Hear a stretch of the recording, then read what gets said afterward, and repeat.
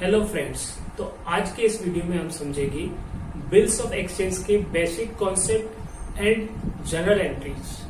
Bills of exchange 11th में तो एक इम्पोर्टेंट टॉपिक है ही साथ ये टॉपिक आपके सीए फाउंडेशन में भी आता है। तो आज हम इस वीडियो में बिल्स ऑफ एक्सचेंज से रिलेटेड बेसिक कॉन्सेप्ट और उससे रिलेटेड जनरल एंट्रीज के बारे में बात करेंगे। ये बड़ा ही आसान टॉपिक है, जिस भी स्टूडेंट्स की जनरल एंट्रीज से रिलेटेड बेसिक क्लियर होते हैं वो इसे बड़े आसानी से समझ सकता है। तो आइए शुरू करते हैं बिल्स ऑफ एक्सचेंज टॉपिक। मैं एक एग्जांपल से यहाँ पर आपको बिल्स ऑफ एक्सचेंज के बारे में समझा रहा हूँ। जैसे कि मान लीजिए ये एस एक सेलर है और बी एक बायर है। एस ने कुछ गुड्स बी को सेल किया और एंट्री जनरल एंट्री पास करी, B's account debit to sales.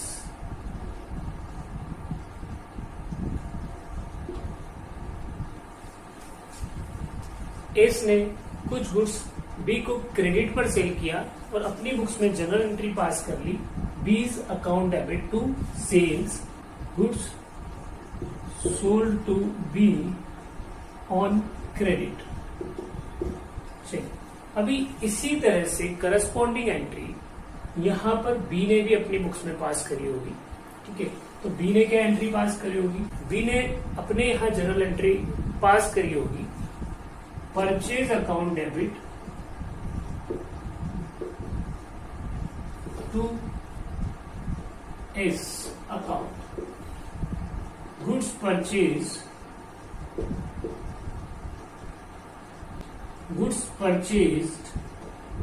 From S on credit. तो ये बेसिक सी एंट्री आपको पता है कि गुड्स परचेज करने की या गुड्स सेल करने की क्या एंट्री होगी। गुड्स सेल करने की एंट्रीज यहां पर पास हुई है, B account debit to sale. S ने बी को अपना डेटर्स बना लिया और अपनी सेल बुक कर ली। यहां पर बी ने परचेज अपना रिकॉर्ड किया और एस को creditor as a liability record कर लिया। चलिए, ये ट्रांजेक्शन हो चुके थे, किसी को कोई प्रॉब्लम नहीं थी। पर क्योंकि ये ट्रांजेक्शन क्रेडिट ट्रांजेक्शन है, तो आपको पता है जब क्रेडिट पर गुड्स बेचा जाता है तो बेचने वाले को टेंशन रहती है कि पैसा कब मिलेगा। अभी यहाँ पर एस ये सोचता है कि चलिए मैंने क्रेडिट पर गुड्स बेच तो दिया, पर एक एश्योरेंस ले ले कि पैसा वापस आ जाएगा, तो क्यों ना रिटर्न में कुछ किया जाए। तो अभी यहाँ पर एस एक पेपर ड्रॉ करेगा जिसे बोला जाता है ड्राफ्ट, और ये ड्राफ्ट तैयार करके एस बी से कहेगा कि बी आप ये ड्राफ्ट को एक्सेप्ट कर लीजिए, आपको पैसा तभी देना जितने महीने की आपसे क्रेडिट की बात हुई है, आपको जितने महीने के लिए क्रेडिट पर दिया गया। फॉर एग्जाम्पल, अगर 2 महीने के लिए क्रेडिट पर ये गुड्स सेल किया था 50,000 का,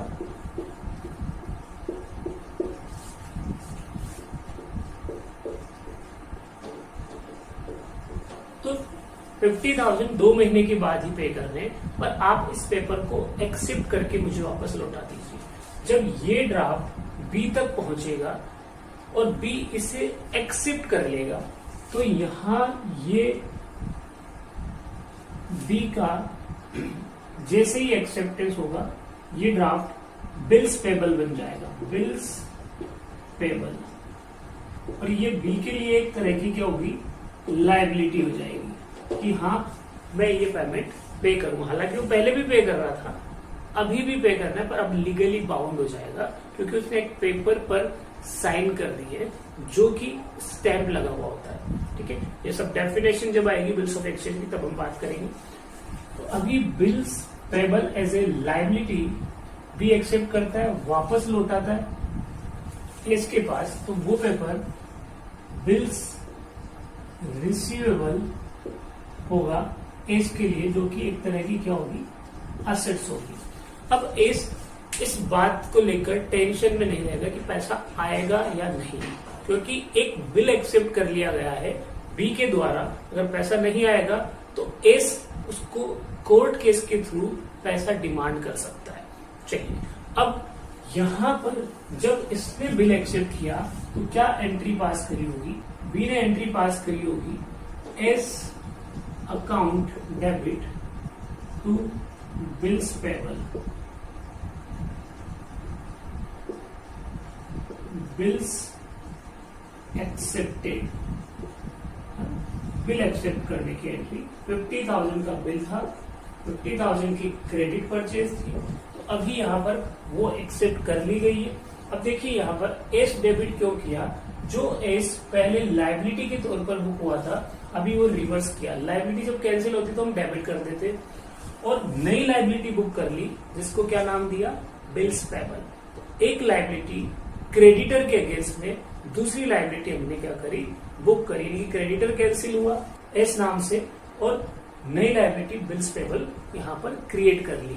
ठीक है, अब ये जब बिल यहाँ रिसीव हुआ होगा तो एस ने भी एंट्री पास करी होगी। एस ने बोला होगा bills receivable account debit to B's account 50,000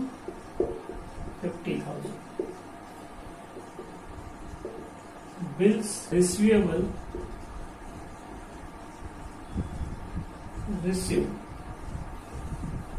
ठीक है, तो इस तरह से सेलर अपनी बुक्स में ये एंट्री पास करेगा, बायर अपनी बुक्स में ये एंट्री पास करेगा। हम एक बार रिपीट कर लेते हैं। सेलर ने जब गुड्स सेल किया तो बी को डेटर्स बनाते हुए B's account debit to sales book करी। बायर ने जब गुड्स परचेज किया तो उसमें purchase account debit to S को क्रेडिटर बनाते हुए अपनी परचेज बुक करी।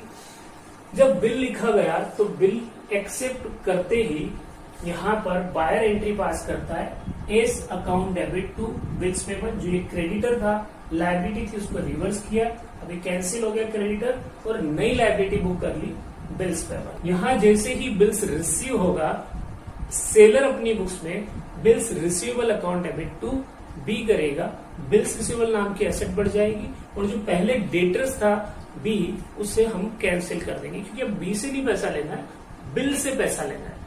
तो वो बिल को किस किस तरह से यूज कर सकता है, इसके बारे में हम बात करेंगे।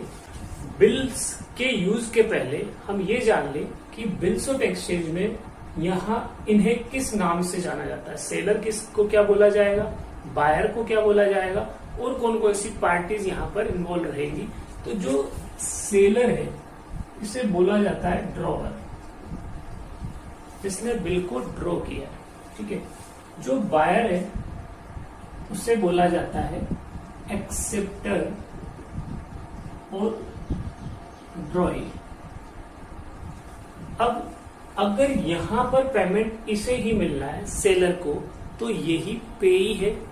और अगर थर्ड पार्टी कोई इन्वॉल्व होती है कि आप थर्ड पार्टी को पेमेंट करेंगे, तो थर्ड पार्टी पेई हो सकती है। तो टोटल मिलाकर बिल्स ऑफ एक्सचेंज के केस में 3 पार्टीज इन्वॉल्व होती है। There are 3 parties in case of bills of exchange. 1 is drawer, जो बिल को ड्रॉ करता है, सेकेंड इज एक्सेप्टर और drawee, and third one is payee. आपको ये मैं बता दूं कि पेई और drawer can be same person. जो ड्रॉ करता है वही पैसे ले सकता है, और हो सकता है ड्रॉ करने वाले के बिहाफ पर कोई दूसरा पर्सन पेमेंट रिसीव करे। वो कैसे करेगा अभी हम बात करने वाले। अभी हमने देखा कि एस एक सेलर था जिसने कि बी बायर को कुछ गुड्स क्रेडिट पर बेचा है, और बी ने एस का एक बिल एक्सेप्ट कर एस को वापस लौटा दिया। ये बिल बी के लिए बिल्स पेबल एक लायबिलिटी रहेगा और एस के लिए बिल्स रिसीवेबल एक असेट रहेगा। आइए कंटिन्यू करते हैं उसी एग्जांपल को फिर से।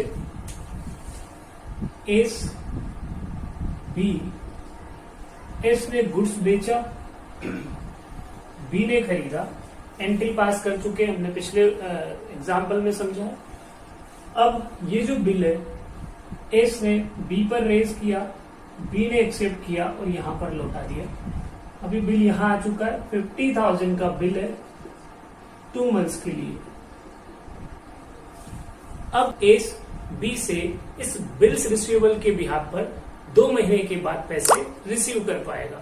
तो अभी बिल एस के पास है। अब हम समझते हैं कि ये एस इस बिल को किस किस तरह से यूज कर सकता है। तो आइए देखते हैं use of bills receivable.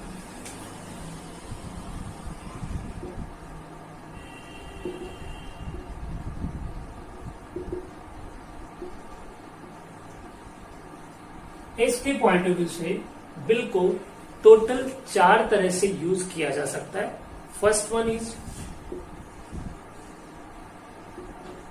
Hold till maturity. इस बिल को इस मैच्योरिटी तक अपने पास होल्ड करके रख सकता है। जैसे कि इसकी मैच्योरिटी 2 महीने के बाद है तो ये 2 महीने तक अपने पास रखेगा सेफ में, उसको देखेगा मैच्योरिटी डेट कब आनी है और उसके बाद बी को पैसे के लिए बोल सकता है। तो पहला केस हुआ hold till maturity. Second case जहां पर अगर इसको पैसे की रिक्वायरमेंट है तो वो इससे पहले ही डिस्काउंट करा सकता है। वो बैंक के पास बिल लेकर जाएगा और बैंक से इस बिल को डिस्काउंट कराकर पैसे रिसीव कर लेगा। हालांकि जब बैंक से बिल डिस्काउंट किया जाता है तो बैंक थोड़ा सा डिस्काउंटिंग चार्जेस डिडक्ट करता है और बचा हुआ पैसा वापस करता है। वो हम एंट्रीज में समझेंगे, ठीक है। तो यहां पर bill discounted with bank second use हो सकता है। थर्ड यूज होगा एंडोर्समेंट ऑफ बिल।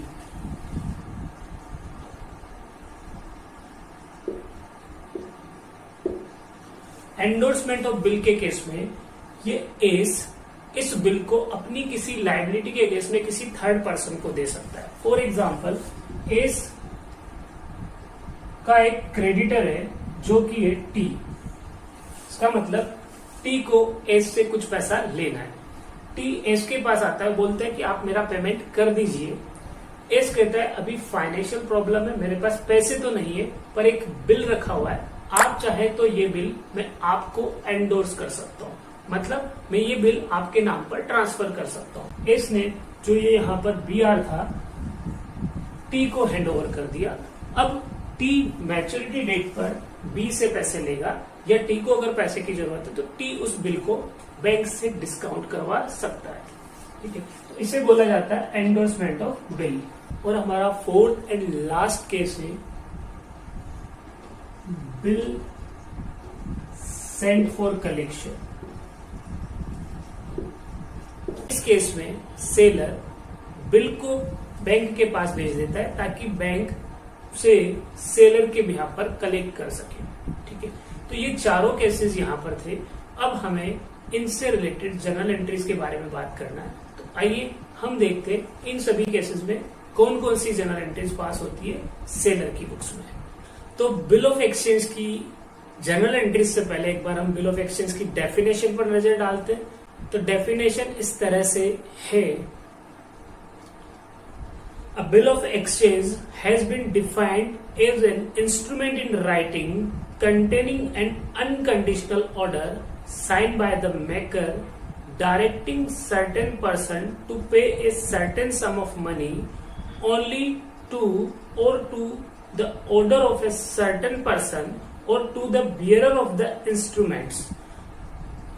मतलब यहां पर लिखा गया है कि बिल ऑफ एक्सचेंज एक तरह का इंस्ट्रूमेंट होता है जिसमें कि एक पर्सन किसी दूसरे पर्सन को ऑर्डर देता है कि आप एक निश्चित समय के बाद ये जो सर्टेन अमाउंट है वो पे कर देना या तो मुझे या मेरे ऑर्डर पर थर्ड पर्सन को।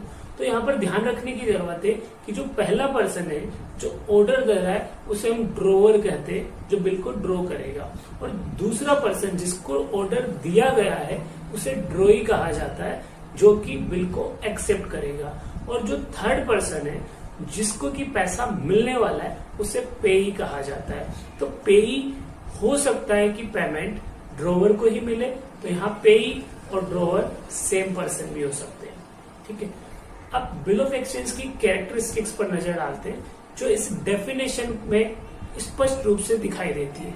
जैसे कि इसकी सबसे इंपॉर्टेंट कैरेक्टरिस्टिक्स की अगर हम बात करें तो it must be in writing. तो it must be in writing, written होना चाहिए। Second condition it must be dated, यहाँ डेट मेंशन होनी चाहिए। उसके बाद it must contain an order to pay a certain sum of money, कुछ निश्चित अमाउंट जो कि एक पर्सन दूसरे पर्सन को पे करेगा उसमें मेंशन होना चाहिए।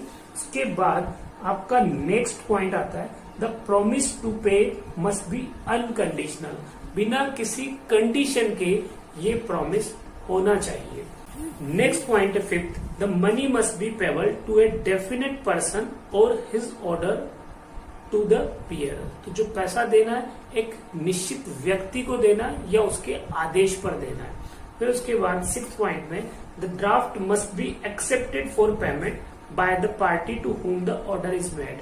जो ड्राफ्ट है, जो बिल बनाकर भेजा गया है, वो उस पर्सन, उस व्यक्ति द्वारा एक्सेप्ट किया जाना चाहिए जिसे कि ऑर्डर दिया जा रहा है। और 7 पॉइंट है it should be properly stamp. यहाँ पर स्टैम्प टिकट लगे होने चाहिए या ये स्टाम्प पेपर पर लिखा गया हो, ठीक है। एंड लास्ट पॉइंट है payment must be in legal currency of the country, और बिल ऑफ एक्सचेंज का पेमेंट कंट्री की लीगल करेंसी में होना चाहिए। तो ये थी बिल ऑफ एक्सचेंज की डेफिनेशन और उसकी कैरेक्टरिस्टिक्स। चलिए आइए अब चलते हैं इसकी जर्नल एंट्रीज पर। तो ड्रॉवर की बुक्स में जर्नल एंट्रीज किस तरह से की जानी चाहिए।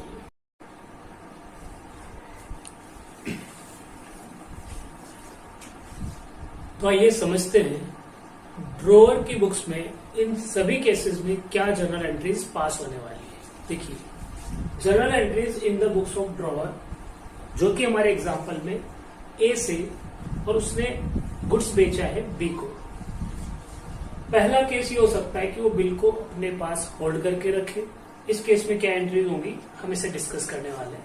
सबसे पहले जब बिल रिसीव हुआ होगा तो क्या एंट्री पास करी होगी सेलर ने, बीआर अकाउंट डेबिट टू बीज। बीआर एक असेट है वो इंक्रीज हो रही है इसलिए डेबिट किया, और बी हमारा डेटर्स था वो डिक्रीज हो रहा है इसलिए हमने क्रेडिट कर लिया, ठीक है। अब क्या होगा, ये केस यहाँ पर एप्लीकेबल नहीं है, इसको अभी हम आगे ये जो सेकंड, थर्ड और फोर्थ केस है वहां समझेंगे। अब जब बीआर सेलर ने अपने पास होल्ड करके रखा हुआ है तो वो वेट करेगा जब तक कि उसकी मैच्योरिटी नहीं आती। हमारे एग्जाम्पल में 2 मंथ्स की क्रेडिट दी गई थी तो 2 महीने बाद मैच्योरिटी डेट होगी, और मैच्योरिटी डेट पर या तो वो पेमेंट रिसीव करेगा या उसे पेमेंट नहीं मिलेगा। अगर सेलर पेमेंट रिसीव करता है तो एंट्री पास होगी bank account debit to BR. BR कम हो जाएगा क्योंकि उसके अगेंस्ट में पैसा मिल गया और हमारा बैंक बैलेंस बढ़ जाएगा। ये यहाँ पर एंट्री होगी। हमारा एग्जाम्पल 50,000 रुपीज से था, 50,000 का बीआर रिसीव हो गया at the time of maturity. पर अगर पेमेंट रिसीव नहीं होता है तो जब बायर पेमेंट नहीं कर पाता और सेलर को पेमेंट रिसीव नहीं होता तो इस केस को हम बोलते हैं डिसऑनर ऑफ बिल। तो बिल डिसऑनर होने पर हम बी को वापस बढ़ा लेंगे, बी को हम डेटर्स बनाएंगे क्योंकि अब उससे वापस हमें पैसा लेना है, और जो बीआर हमारे पास आया था वो किसी काम का नहीं रहा, तो इस बीआर नाम के एसेट को हम रिवर्स कर देंगे, यानी क्लोज कर देंगे। तो आपकी एंट्री पास हो जाएगी B's account debit to BR. Clear, ये फर्स्ट केस था। नेक्स्ट सेकंड केस में बिल डिस्काउंटेड विद बैंक। अगर मान लीजिए सेलर को पैसे की अर्जेंट रिक्वायरमेंट है तो ऐसे बिल को वो बैंक के पास जाकर डिस्काउंट करवा सकता है। जब ये बिल डिस्काउंट करवाया जाता है तो कुछ नॉमिनल चार्जेस, जिसको डिस्काउंटिंग चार्जेस कहा जाता है, as a interest bank deduct कर लेता है, रोक लेता है, और बचा हुआ अमाउंट सेलर को पे कर देता है। देखिए ऐसे केस में क्या एंट्री होगी, एंट्री वही रहनी है जब बिल रिसीव होगा, BR account debit to B. ये सभी केसेस में सेम है, ठीक है। अब उस बीआर को वो लेकर बैंक जाता है, bill discounted with bank. Bank में जाकर बिल को डिस्काउंट करवाया तो उसके बैंक बैलेंस इंक्रीज हो गए, उसका बैंक बैलेंस बढ़ जाएगा। Bank account debit discounting charges account debit to BR. Bank asset increase हो रही है इसलिए डेबिट, डिस्काउंटिंग चार्जेस एक एक्सपेंसेस है इसलिए उसे भी डेबिट किया गया, और जो बीआर हमारी एसेट थी अब वो रिलाइज हो चुकी है, उसको हमने रिवर्स कर दिया और क्रेडिट कर दिया। इस तरह से बिल डिस्काउंटिंग की एंट्री कर ली जाएगी। अब वही मैच्योरिटी डेट तक इंतजार करना पड़ेगा। मैच्योरिटी डेट पर 2 बातें हो सकती है, या तो पेमेंट रिसीव हो बैंक को जिसके पास बिल है, और या पेमेंट रिसीव नहीं हो। अगर बैंक को पेमेंट रिसीव हो जाता है तो एज ए ड्रोवर हमें कोई एंट्री नहीं करनी, क्योंकि पेमेंट रिसीव करने वाला बैंक है, पेमेंट करने वाला एक्सेप्टर बी है, हमारा इसमें कोई रोल नहीं है। हम पहले ही पेमेंट रिसीव कर चुके, जिसकी एंट्री हमने स्टार्टिंग में जैसे ही बिल डिस्काउंट करवाया था तब कर ली थी। तो इस केस में आपको कोई एंट्री नहीं करनी। क्लियर है? ये ध्यान रखना है, क्योंकि यहाँ एंट्री बैंक करेगा और यहाँ एंट्री बायर करेगा, मीन्स बी करेगा। पर ये केस अगर होता कि बी पेमेंट नहीं कर पाता, मतलब डिसऑनर हो जाता बिल, तो ऐसे केस में बैंक को जब पैसा नहीं मिलता बी की तरफ से, तो बैंक एस को इन्फॉर्म करता और बोलता कि पेमेंट नहीं आया है तो ये पेमेंट अब आप करिएगा। ऐसे केस में एस का बैंक बैलेंस कम हो जाएगा। बैंक एस के बैंक अकाउंट से वह अमाउंट डिडक्ट कर लेगा जो उसने पे किया था। ठीक है, तो यहाँ पर बैंक बैलेंस कम हुआ एस का, और अब एस क्या करेगा?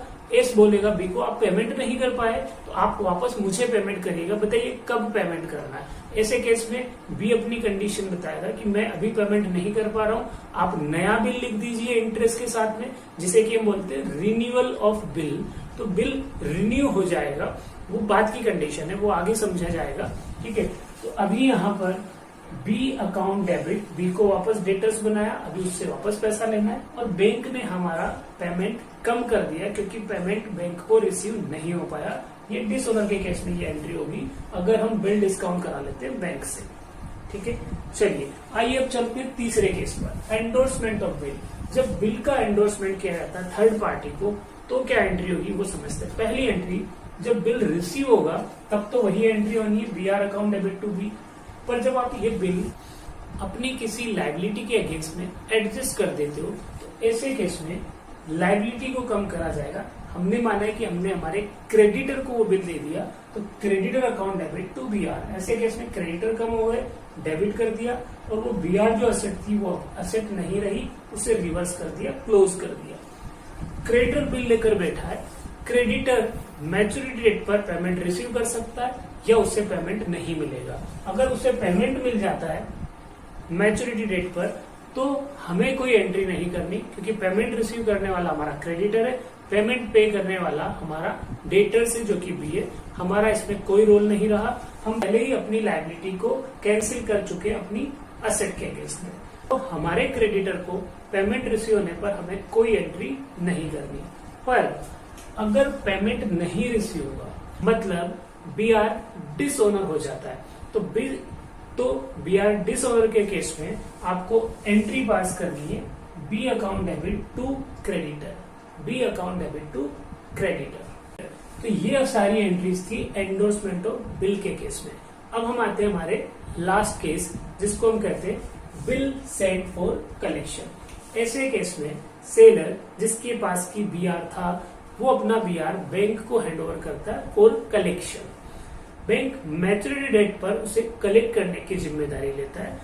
तो जब सेलर को बी आर रिसीव होगा, तो ये एंट्री कॉमन एंट्री जो सभी में एक जैसी चली हुई आ रही है। जब सेलर अपना बी आर बैंक को भेजता है कलेक्शन के लिए, तो हम एंट्री पास करेंगे bill sent for collection to B R. ये हमने बिल सेंट फॉर कलेक्शन नाम की एसेट को इंक्रीज किया, और बी आर नाम की जो एसेट थी हमारी, उसे डिक्रीज कर लिया। अब बैंक हमारे बिहाफ पर अगर पैसे कलेक्ट कर लेता है, तो हमारा बैंक बैलेंस इंक्रीज हो जाएगा, bank account debit to bill sent for collection. और अगर नहीं कलेक्ट कर पाता है, मतलब बी आर डिसऑनर हो जाता है, तो ऐसे केस में हम बी को इंक्रीज करेंगे और बिल सेंट फॉर कलेक्शन जो हमने डेबिट किया था एज एन असेट्स, उसे क्रेडिट कर देंगे। तो ये थी आपकी बिल्स ऑफ एक्सचेंज की एंट्रीज ड्रोवर की बुक्स में इन 4 केसेस में। अब एक इंपॉर्टेंट बात जो यहाँ रह जाती है, आप यहाँ ध्यान से देखिए, डिसऑनर के केस में, पेमेंट नहीं रिसीव होने के केस में हमने हर कंडीशन में बी को डेबिट किया है। इसका मतलब है कि हमने बी को वापस बढ़ा लिया, बी को एज ए डेटर्स वापस इंक्रीज कर दिया। अब हमें बी से वापस पैसा लेना है। पर हो सकता है बी की भी कुछ मजबूरियां रही होगी और इसीलिए वो पेमेंट नहीं कर पाया, और अब हमें पता लगता है कि बी इंसॉल्वेंट हो चुका है। अब बी के इंसॉल्वेंट होने पर क्वेश्चन में आपको दिया गया है कि रिसीव्ड 40 पैसा इन ए रुपी। इसका मतलब होता है कि आपको 1 रुपए में से 40 पैसा ही मिल पा रहा है due to insolvency of B. ये सेंटेंस आपने कई क्वेश्चंस में सुना होगा, रिसीव 40 पैसा इन रुपीज, रिसीव 30 पैसा इन रुपीज। तो ये परसेंटेज को इंडिकेट करता है आपके अमाउंट की, कि आपको आपके अमाउंट में से कितना परसेंट पैसा रिसीव हो पा रहा है। तो यहां हमने माना कि 40 पैसा इन रुपी बी से हमें मिल पा रहा है। हमने बी को डेटर्स बनाया हुआ था, अब 40 पैसा ही मिल रहा है, तो चारों केसेस में एक ही एंट्री पास होगी। कोई सा भी केस रहे, अगर 40 पैसा इन रुपी मिल रहा है कहीं भी किसी भी केसेस में, तो आपकी जर्नल एंट्री जो पास होगी वो ये होगी, बैंक अकाउंट डेबिट 40 पैसा इन रुपी यानी कि 50,000 कहीं भी किसी भी केस में हो, तो 40 पैसा यानी कि 40%, तो वो हो गया आपका 20,000। जो नहीं मिल पाया 60%, वो हो गया बेड डेट्स 30,000। और अब आपको बी से कुछ भी नहीं लेना, वो इंस्टॉलमेंट हो चुका है, तो हम बी के अकाउंट को यहाँ पर क्लोज कर देंगे, क्रेडिट कर देंगे 50 से, और नरेशन में लिख देंगे रिसीव्ड 40 पैसा in rupee from B due to insolvency. तो ये ओवरऑल आपकी जर्नल एंट्रीज थी in the books of drawer in case of maturity, in case of wholesale maturity, in case of bill discounted with bank, in case of endorsement of bill, in case of bill sent for collection। और साथ ही साथ हमने ये भी समझ लिया, अगर हमारा डेटर्स इंसॉल्वेंट हो जाता है तो हमें क्या एंट्री करनी चाहिए। ठीक है, एक लास्ट चीज और समझ लेते हैं आज के इस वीडियो में, कि जब बिल डिसऑनर होता है, ऐसे केस में होल्डर ऑफ द बिल, जो बिल का होल्डर है, जैसे इस केस में यहाँ पर सेलर के पास बिल रहेगा, इस केस में यहाँ पर बैंक के पास बिल है, और इस केस में यहाँ पर क्रेडिटर के पास बिल है, तो होल्डर ऑफ द बिल जो भी रहेगा वो उसे नोटरी पब्लिक के पास लेकर जाता है। नोटरी पब्लिक के पास ले जाकर वो अपनी सारी कंडीशन बताता है कि किस तरह से बिल लिखा गया था, जो कि बी है यहाँ पर एग्जाम्पल में, उसने पेमेंट नहीं किया।